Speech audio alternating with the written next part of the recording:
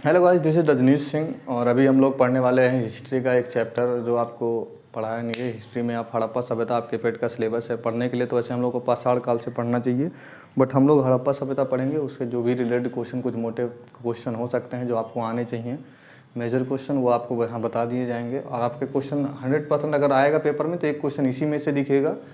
चलिए देखते हैं क्वेश्चन को। सबसे पहले आपको समझना होगा कि हिस्ट्री को अगर हम लोग शुरू करते हैं तो हिस्ट्री को हम लोग कहाँ से शुरू करेंगे। तो हिस्ट्री को जब शुरू किया जाता है तो हिस्ट्री को 3 पार्ट में सबसे पहले डिवाइड किया जाता है। हिस्ट्री को सबसे पहले हम लोग एक पढ़े होंगे प्राक ऐतिहासिक काल। प्राक ऐतिहासिक काल सबसे पढ़ते हैं। उसके बाद में हम लोग पढ़ते हैं आध ऐतिहासिक काल, और आध ऐतिहासिक के बाद हम लोग पढ़ते हैं ऐतिहासिक काल। इतिहास को हम लोग 3 पार्ट में इसी में डिवाइड करते हैं। ये होता है प्री, ये होता है प्रोटो और ये होता है हिस्ट्रिक, यानी pre historic, proto historic and historic period. 3 part में हिस्ट्री को हम लोग डिवाइड करते हैं मेजरली।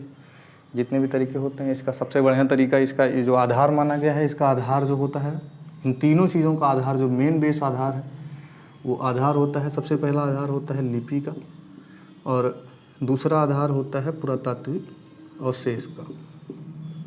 ये आधार है किसी के स्थान के हिस्टोरी को जानने का, इतिहास को समझने का, जो पहले व्यतीत हुआ उनको समझने के लिए ये आधार 2 बनाए गए हैं। मेजरली यही आधार आपको देखने को मिलेंगे। बाकी और तरीके हैं, संस्कृति, कल्चर, बहुत कुछ होते हैं, उसका प्रभाव पड़ता है इतिहास पे, बट उससे अभी हम लोग को नहीं समझना है। भौगोलिक स्थिति, ये सब बहुत डीप बात है। अभी मोटा मोटा आप लोग समझ लीजिए कि अगर लिपि है और पुरातात्विक अवशेष हैं तो उस बेस पे हम किस समय को कहाँ रखेंगे। जैसे कि अगर लिपि नहीं है और सिर्फ पुरातात्विक अवशेष हैं तो हम कहाँ जाएंगे, प्राक ऐतिहासिक में। इतिहास, आधे इतिहास, उससे भी पहले का काल प्राक ऐतिहासिक काल। इसका मतलब प्राक ऐतिहासिक काल का समय कब का है। प्राक ऐतिहासिक काल का माना जाता है 2500 BC से अगर पहले का कोई समय है तो वो प्राक ऐतिहासिक काल का समय है, जिसमें आपका पाषाण काल आता है। एक और आता है, आपको मोटा मोटा बता दे रहे हैं, हमारा अभी ये टॉपिक नहीं है बट बता दे रहे हैं। जैसे आप लोगों का यहाँ आता है, एक आता है पाषाण काल, आप लोगों ने पढ़ा होगा बहुत प्यार से इसको, पाषाण काल। और दूसरा जो इसमें आता है, एक आता है चालकोलिथिक युग। अगर आपने पढ़ा हो तो चालकोलिथिक युग आता है, देखा नहीं होगा आप लोगों ने, कुछ लोगों ने देखा होगा। चालकोलिथिक युग को ताम्र पाषाण युग कहते हैं। पाषाण युग और लौह युग के मध्य का जो, कांस्य युग और पाषाण युग के मध्य का जो है, उसको चालकोलिथिक युग कहते हैं, यानी ताम्र पाषाण युग के बीच की बात है। और बाकी आप पाषाण युग समझते हैं आप लोग, इसमें से थोड़ा बहुत अभी होगा, आगे अगली क्लास जो होगी, अगर ये पेट के बाद में जब क्लास लगाएंगे तो इसको यहीं से शुरू करेंगे। हिस्ट्री को बिल्कुल डीप से शुरू करेंगे और आराम से लगाएंगे। अपनी क्लास इसी से रिलेटेड होगी। जितनी भी क्लास होगी मेनली टारगेट होगी जीडी के लिए और पुलिस के लिए, हम लोग बेसिकली टारगेट करेंगे। और जितना पढ़ाएंगे इस बात की गारंटी होगी कि 75 से 80% मटेरियल आपको मिलेगा। इस बात की 100% गारंटी लूँगा, मैं खुद लूँगा, आपको बताऊँगा। और अभी शुरू कर रहे हैं, आगे चीज़ें देखिए। इसके बाद आता है आध ऐतिहासिक काल में, यहीं से मेजरली हम लोग पढ़ने वाले हैं, क्योंकि पेट का सिलेबस आध ऐतिहासिक काल के 2 पार्टों पे है। आध ऐतिहासिक काल को पूरा लिया गया है यहाँ पे। पहला लिया गया है हड़प्पा वाला जो समय है आपका वो, और दूसरा जो लिया गया है आध ऐतिहासिक काल का, वो लिया गया है वैदिक युग। यही 2 काल लिए गए हैं, वैदिक युग लिया गया है। इन 2 को मेनली उठाया गया है आधे ऐतिहासिक काल के। यही 2 पार्ट हैं ही। उसके बाद 6 BC आपका शुरू होता है, जिसमें बौद्ध जैन ले लिया गया है सिलेबस में। तो इसको अगर हम लोग मेनली समझना चाहते हैं हड़प्पा सभ्यता, तो हड़प्पा सभ्यता के लिए चलिए हम लोग शुरू करते हैं और हड़प्पा सभ्यता समझेंगे। बहुत ज़्यादा डीप नहीं जाएंगे, डीप जाने का जा सकते हैं, बट बहुत ज़्यादा डीप हम लोग जाने वाले नहीं हैं हड़प्पा के लिए। तो हड़प्पा सभ्यता, मूलतः हड़प्पा सभ्यता को हड़प्पा सभ्यता क्यों कहा गया, आप पहले हम लोग ये समझते हैं। हड़प्पा सभ्यता मूल नाम नहीं है। इसका जो मूल नाम है वो होता है सिंधु घाटी सभ्यता नाम है। उससे पहले का जो नाम है इसका सिंधु सभ्यता नाम है। तो मेनली जब शुरू होता है तो सबसे पहले शुरू होता है इसका हड़प्पा सभ्यता ही नाम शुरू होता है। जब इसकी पहली बार 1920-21 में जब खुदाई हुई थी, तो उसके बाद में दयाराम साहनी जी जब कर रहे थे, दयाराम साहनी और एक लोग और थे, माधव स्वरूपवत सिंह, दोनों लोगों ने मिलकर किया था। जब ASI के जो हेड थे उस टाइम पे, उनके समय पे किया गया था। तो इसमें जब किया गया था तो सबसे पहले एक स्थल मिला, रावी नदी के तट पे सबसे पहला स्थान जो मिला था वो हड़प्पा मिला था। तो हड़प्पा एकमात्र स्थल मिला, तो हड़प्पा के बेस पे इन लोगों ने इसका हड़प्पा नाम दिया सबसे पहले। अब आपको इसका अगर इतिहास बताना चाहें, इतिहास को ऐसे आपके पेपर से कोई लेना देना नहीं है, लेकिन हड़प्पा का इतिहास भी आपको समझा देंगे। फिर हड़प्पा पे हम लोग आते हैं। हड़प्पा से रिलेटेड जितने भी इतिहासकार हैं, आपको सबसे पहले मिलेगा, एक नाम मिलेगा 1826 में। 1826 के आसपास एक नाम मिलता है आपको चार्ल्स मेल्सन महोदय का। चार्ल्स मेल्सन उस टाइम पे ब्रिटिश अधिकारी थे, बहुत बड़े अधिकारी थे। उन्होंने सबसे पहले इसका खुदाई की थी, तो उनको एक मिला था, एक लाहौर के आसपास के क्षेत्रों में एक स्थल मिले, कुछ मतलब घाटियाँ वाटियाँ मिली, इनको समझ में नहीं आया। इन्होंने केवल अपने एक लेख था, बुक थी इनकी, उस बुक में इन्होंने सबसे पहले मेजरली इसका जो है वर्णन किया कि ऐसा कुछ उन्हें प्रतीत हुआ था। तो उसका कुछ बहुत ज़्यादा साक्ष्य उन्होंने दिया नहीं, ना ज़्यादा उस पर लोगों ने ध्यान दिया। उसके बाद में जब 1856 आया, 1856 में एक दो अधिकारी थे जो रेलवेज बिछा रहे थे, ब्रंटन ब्रदर्स उनका नाम होगा, जो लोग रेलवेज में काम कर रहे थे, रेलवे बिछा रहे थे। तो उन लोगों को क्या हुआ कि वो लोग, आपने अगर पाकिस्तान का मैप देखा होगा तो कुछ ऐसे बनता है, ये भारत है, अगर आप लोगों ने कभी गौर किया हो तो ऐसे कुछ आपका बन के आएगा। अभी बाकी मैं बना दूंगा, अभी थोड़ा जल्दी जल्दी में नहीं बना रहे हैं, आपके लिए एक मोटा मोटा मैं बना दे रहा हूँ कि ऐसे है।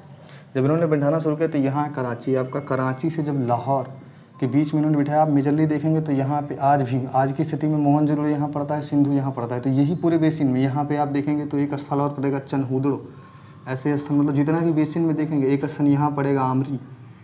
तो यही बेसिन ही थी, मेजरली बेसिन यही है, इसी के आसपास में आज भी मिल रहे हैं। तो ऐसा नहीं है कि उससे पहले, तो इसी बेसिन में लोग ने जब यहाँ पे 1856 में इसी रेलवे लाइन बिछाना शुरू किया, 1856 में इन्होंने कहाँ से कहाँ के बीच में, लाहौर से, आपका लाहौर कहाँ है, लाहौर रावी नदी के किनारे है, लाहौर से कराची बिछाने शुरू किया। कराची कहाँ है, कराची बंदरगाह सिंधु नदी के मुहाने पे है, सिंधु नदी यहीं पे अपना जल गिराती है।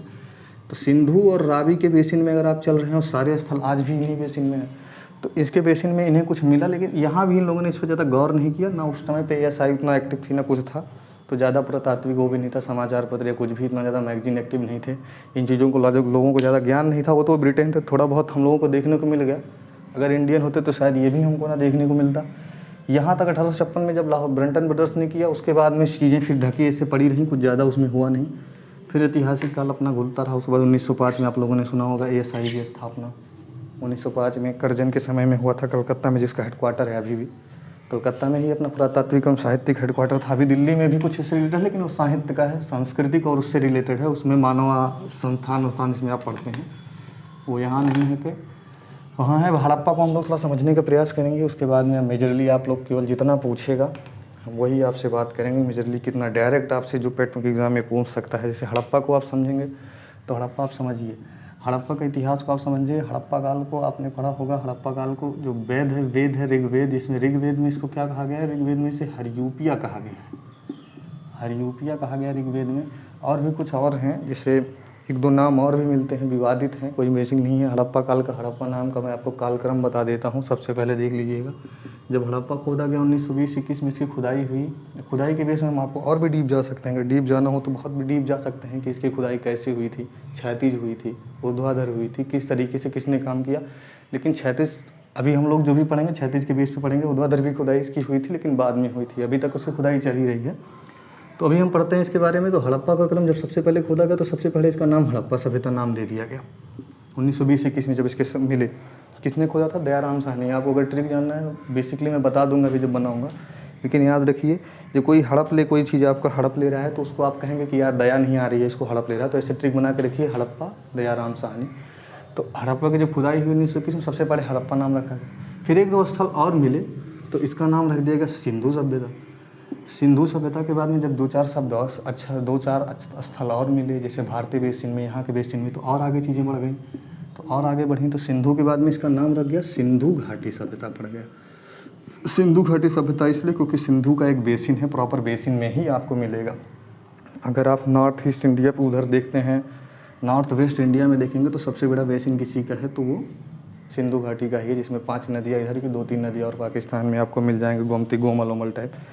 तो आगे बढ़ते हैं, इसके बाद देखेंगे, इसको तो आप समझ गए होंगे इसका कब खुदाई हुई थी, 1920-21 की बात है, ये 1920-21 की बात है।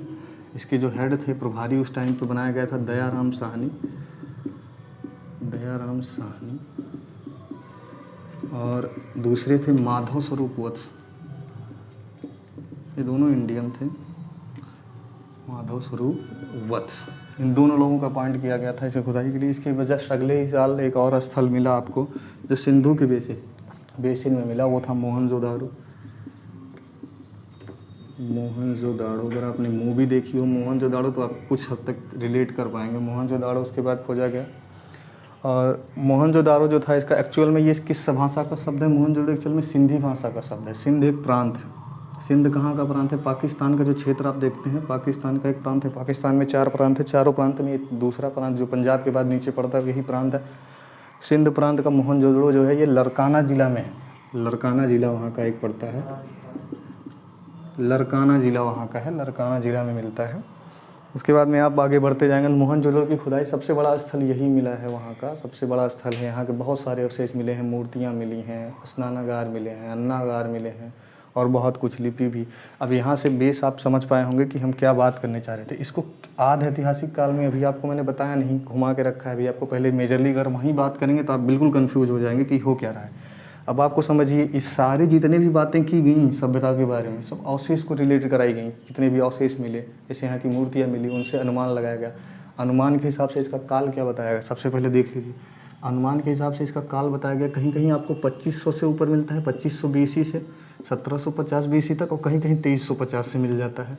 तो जो 2350 से 1750 तक का मिल जाता है, और ये सब BC में मिलता है। अगर आपको BC का समझ नहीं है तो आपको समझ एक नंबर लाइन लीजिए, यहाँ एक नॉर्मली ईसा रखिए, इधर आप जड़ेंगे तो AC होगा और इधर आप आएंगे तो BC का समय होगा, यानी बिफोर जीसस क्राइस्ट। उसके बाद में जाएंगे तो आफ्टर जीसस, यानी जीसस क्राइस्ट के जन्म से आफ्टर जाएंगे, बाद में उससे पहले। 2 बात से डिवाइड किया गया है, ब्रिटेन लोगों ने इसे भी डिवाइड किया है।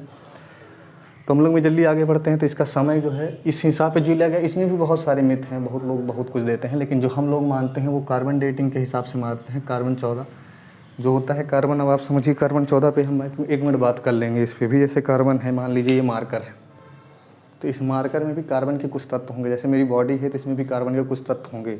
तो आप समझिए, अगर एक ये काम कैसे करता है, ऐसे काम करता है। जैसे समझ लीजिए एक भवन है, एक घर बना है, समझ लीजिए आप, और इस भवन की आयु मैंने बोल दी कि 2000 साल है, क्योंकि इसके कार्बन के तत्व 2000 साल तक नष्ट नहीं होंगे। तो 2000 साल है, अगर इसके कार्बन के तत्व 50% लॉस हो गए हैं, कुछ समय बाद आप चेक किया गया कार्बन डेटिंग से पता चला कि 50% इसके कार्बन लॉस हो चुके हैं, तो आप बोल दोगे कि इसका नेक्स्ट जो साल बचा है केवल अब ये 1000 साल ही बचा है। इसी हिसाब से पता चलता है कि ये 1000 साल का भवन हो चुका है, क्योंकि कार्बन इसका 50% लॉस हो चुका है। उसी बेस पे जब आप इसका चेक किया गया तो 2350 1750 से एक अनुमान लगाया गया। ये लाख साल होता है, बहुत पुराना है, बहुत मोटा मोटा अनुमान है, ऐसा नहीं है कि 2 साल का अनुमान, बहुत मोटा अनुमान रहता है। तो इसमें आप जब देखेंगे तो इसका 2500 1750 इसी बेस पे यहाँ पे जो तत्व मिल रहे थे, जब उनका देखा रहा है, इनका जब निर्माण हुआ होगा तो कार्बन के तत्व किस हिसाब से उसमें क्षय हुआ है, कैसे हुआ है, उस बेस पे इसको इसमें रखा गया। और उसके बाद में इसको रखे जाने का जो है आप लोगों ने पढ़ा होगा प्रोटो हिस्टोरिक में। तो प्रोटो हिस्टोरिक में इसे इसीलिए रखा गया, यानी आधि ऐतिहासिक काल में इसे इसलिए रखा गया क्योंकि इसकी लिपि जो थी ना भाव चित्रात्मक थी। आज भी हम लोग भाव चित्रात्मक लिपि को यूज करते हैं, समझ लीजिए। ऊपर से कोडित नहीं थी, कोड नहीं बनाया गया था। भाव चित्रात्मक लिपि आप कैसे यूज करते हैं, जैसे अभी भी कहीं पे नो पार्किंग का रहता है, ऐसे पार्किंग करके ऐसे, तो आप कैसे समझ रहे हैं कि नो पार्किंग है? ये भाव चित्रात्मक लिपि है, लेकिन इसको हम लोग समझ जा रहे हैं कि ये क्या है, एक नो पार्किंग का सिंबल है, क्योंकि इसको एक कोडित किया गया है, इसको बनाया गया है, इसके सामने लिखा गया है। तो ग्रामर था इन लोगों का, ग्रामर है नहीं तो किसी को ज्ञान ही नहीं हो पाया। यहाँ 24,000 25,000 से ज़्यादा कोड मिले, ऐसे ऐसे कोड मिले कि उसको विकुटन नहीं कर पाया कोई। कोड में है सारी चीज़ें जितनी भी लिखी हैं, कोई एक सिंबल बना दिया गया। मान लो आज भी हम लोग ऐसे लिख देते हैं तो ये लोग कह देते हैं ओम लिखा है, जबकि ये ओम नहीं है, एक सिंबलिक है, सिंबल बनाया गया है। कुछ भी लिख देते हैं हम लोग, जैसे आज भी आप लोग लिख देते हैं, एक दिल बना देंगे, हो गया, आप लोग समझ लेंगे कि हाँ भैया प्यार है मेरा। तो ऐसे समझिए एक सिंबल होगा, सिंबल का एक लैंग्वेज होता है। अगर आप सिंबल की लैंग्वेज को समझ पा रहे हैं, यहाँ के सिंबल को अभी तक कोई तोड़ नहीं पाया, इसलिए इसको आध में रखा गया। अगर सिंबल नहीं होता तो इसको कहाँ रखा जाता, पाषाण में रखा जाता, यानी उसमें रख दिया जाता इसको प्राक ऐतिहासिक काल में। अब आप लोग समझ गए होंगे, हमें लगता है कुछ तो समझ गए होंगे, मोटा मोटा ब्रीफ इसका कि हड़प्पा सभ्यता के बारे में हम क्या बात करना चाह रहे थे। मेजरली आपसे पूछेगा कि हड़प्पा सभ्यता कैसी थी, क्या थी, तो आप बताइएगा कि प्राचीन थी, बहुत प्राचीन है। कब की है? 2350 से 1750 के बीच में है।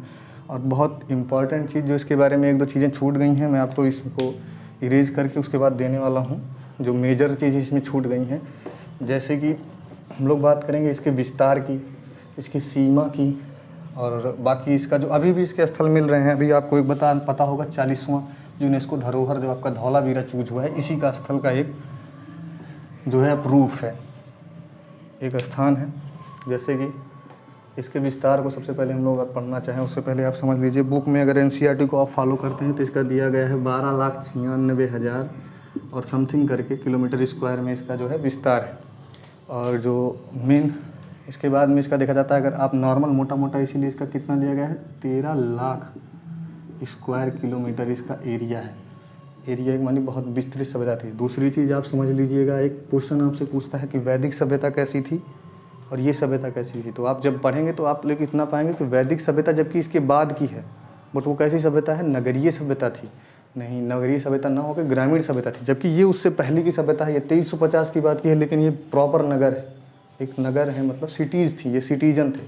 तो अब सिटी थी तो समझ लीजिए एक दूसरी चीज़ आपको एक चीज़ और मिल जाएगी, सिटी है इसका मतलब ये लोग क्या करेंगे, ये लोग प्रॉपर व्यापारी थे। क्या थे, व्यापारी थे। सिटी थी, व्यापारी थे, ठीक है।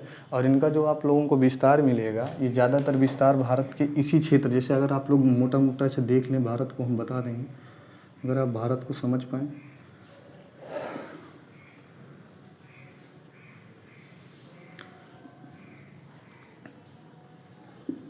तो आप अगर भारत को मोटा मोटा समझिए तो भारत के इस क्षेत्र में, इस क्षेत्र को क्या कहा जाता है, अगर आप एक एरो बनाते हैं तो इस क्षेत्र को कहाँ रखेंगे, ये क्षेत्र क्या है, ये क्षेत्र आपका वेस्ट वाला है और ये क्या है, नॉर्थ है। तो ये नॉर्थ वेस्ट है, यानी उत्तर पश्चिम का क्षेत्र है। उत्तर पश्चिम के क्षेत्र का ये विस्तार इसका सारा का सारा है। अब आगे बात इसके कर लेंगे कि हम अवस्थिति विस्तार के बारे में। तो इसका जो अवस्थिति विस्तार मिलेगा, अगर आप इस पर देखेंगे तो आप ज़्यादा समझ पाएंगे। सबसे पहले आप यहाँ देख लीजिए, एक स्थान मिलेगा मांडा, ठीक है, चेनाब नदी के तट पर मांडा स्थित है। उसके बाद में एक आपको यहाँ पाकिस्तान का एक बलूचिस्तान प्रांत मिलेगा, बलूचिस्तान प्रांत है, इसमें एक स्थान है सुतकागेन-डोर, एक यहाँ स्थान पड़ेगा सुतकागेन-डोर। उसके बाद में एक स्थान जो इधर इस सीमा पे मिलेगा आपके उत्तर प्रदेश के मेरठ में, हिंडन नदी के तट पर मिलेगा आलमगीरपुर। और ये जो स्थान यहाँ मिलेगा वो मिलेगा दाइमाबाद। ये गोदावरी नदी बेसिन का तट है, महाराष्ट्र के जो मुंबई है उसके आसपास के क्षेत्रों में ये स्थित है दाइमाबाद। अब इसी के बेस पे इसका निकाला जाता है। एक आपको साफ़ सुथरा मैं ब्रीफ दे रहा हूँ। अगर आप एक बनाते हैं तो आप सबसे ऊपर क्या पाएंगे, सबसे ऊपर पाएंगे मांडा। इधर क्या पाएंगे आप लोग, इधर पाएंगे आप सुतकागेन-डोर। आपको भी ट्रिक भी बता दूंगा हल्का फुल्का याद करने का। आलमगीरपुर,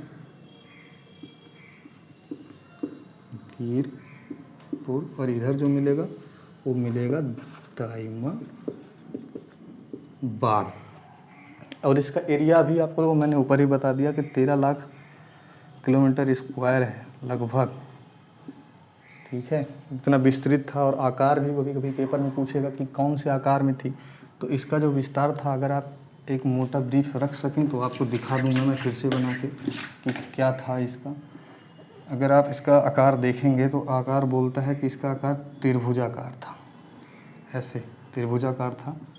यहाँ पे आपका मांडा पड़ रहा था उस समय पे, फिर से देख लीजिए कि यहाँ पे आपका सुतकागेन-डोर पड़ रहा था, यहाँ पे क्या पड़ रहा था आपका दाइमाबाद पड़ रहा था, और यहाँ पे आलमगीरपुर पड़ रहा था। हल्का सा बाहर है लेकिन यही है। आप बनाएंगे तो त्रिभुजाकार आकृति में जो सभ्यता थी फैली हुई थी, नगरीय सभ्यता थी, विस्तृत थी, बहुत ही विस्तृत थी। और भी डीप आप जाएंगे तो आपको पता चलेगा कि 6 ऐसे नगर थे जो बहुत बड़े थे। अभी इससे ज़्यादा अगर इस पे हम बात करते हैं तो बहुत नीचे चले जाएंगे, बहुत ज़्यादा डीप हो जाएगा, आपके काम से बहुत दूर चला जाएंगे, अपने उद्देश्य से भटक जाएंगे। अभी मेन काम हम लोगों को क्या है कि पता कर लेंगे कौन सी नदी के किनारे कौन सा स्थित है, किसने किसकी खोज की और किस सन में खुदाई हुई। और छोटा मोटा जो करंट से रिलेटेड है, जैसे अभी कालीबंगा में आपकी खुदाई हुई, 5000 वर्ष पुराने कुछ तत्व मिले। अभी ये करंट का है, अगस्त सितंबर के करंट का ये जान लेंगे। पिछले साल का करंट एक था जो धौलावीरा को चूज किया गया, वो जान लेंगे। मोटा मोटा जो भी होगा हम लोग जान लेंगे। अभी ये इतने पे रोकते हैं। आप लोगों को अगर अच्छा लगेगा लाइक करिए, शेयर करिए, और अगर आपको लगता है थोड़ा डीप गया है तो कोई बात नहीं, अगली वीडियो से थोड़ा और नॉर्मल चलेंगे हम लोग। बाकी अगला वीडियो आएगा बहुत जल्द, देखते रहिए। सब्सक्राइब जरूर करिए चैनल को, अगर अच्छा लगे तो प्लीज़ शेयर करिए, लाइक करिए।